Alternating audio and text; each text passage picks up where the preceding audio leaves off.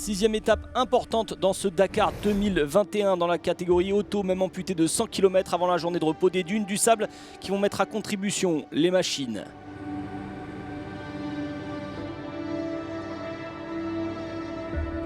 Stéphane, we can make deal today? Stéphane, on peut conclure un accord aujourd'hui? Non, non, je te fais pas confiance pour un accord. On arrive au bivouac à 0, puis on démarre la deuxième semaine comme si c'était le départ du rallye. If the start of the race. Yes. Après une course jusqu'à présent sans embûche ou presque, la ProDrive de BRX eh bien, a vu son étape 6 s'arrêter pour Sébastien Loeb qui, pour son premier Dakar, a cassé son bras de suspension après seulement 97 km.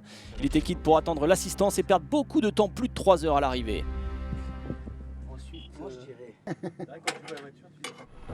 Attaquer et durcir le rythme, ce n'est pas toujours la bonne voie sur le Dakar, mais c'est précisément ainsi que Nani Roma a permis à BRX ProDrive d'accrocher une belle 5e place au classement général après une semaine pour leur tout premier rallye raid.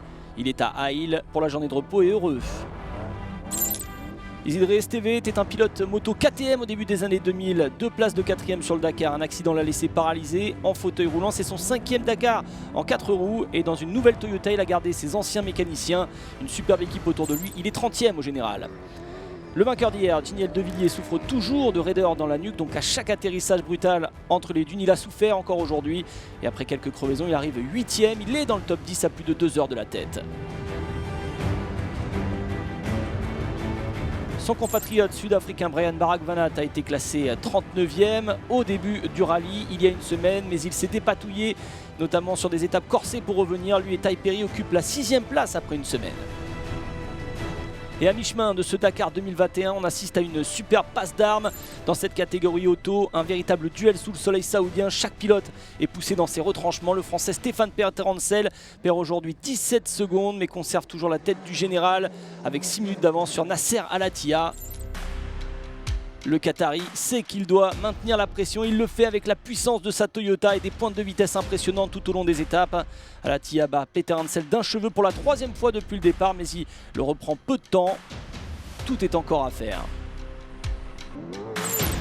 Il a peut-être 5 heures de retard après des ennuis mécaniques les jours précédents, mais Yazid Al-Raji garde son gros rythme avec une 2e place aujourd'hui dans l'Overdrive Toyota. Il est dans le top 30 et vise désormais des victoires d'étape. Carlos Sainz est sorti comme une fusée des starts ce matin après une journée galère hier. Il a roulé dans la poussière. Aujourd'hui, il voulait vaincre le signe de ces derniers jours frustrants. Il a été le plus rapide à chaque point de contrôle. Voilà de quoi l'apaiser. Il n'a pas trouvé l'étape si difficile que la veille. Il était donc heureux de pouvoir aller vite. Avec 2 titres de champion du monde des rallyes à son actif, c'était plutôt une victoire à la Sainz aujourd'hui.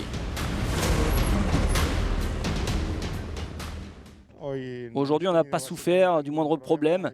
L'étape était assez simple, sans aucune piste qui ne se croise. Beaucoup de sable, de dunes, on avait un bon rythme, donc heureux d'enfin réussir une étape propre. Au classement, Carlos Sainz remporte cette étape devant Al-Raji. Nasser Al-Attiyah devance Peterencel pour quelques secondes. Prigonski complète le top 5. Et le top 5 au général est toujours dominé par Peterencel. Près de 6 minutes d'avance sur Nasser Al-Attiyah. Carlos Sainz est à près de 40 minutes à la 3e place. Nani Roma est dans le top 5 aujourd'hui.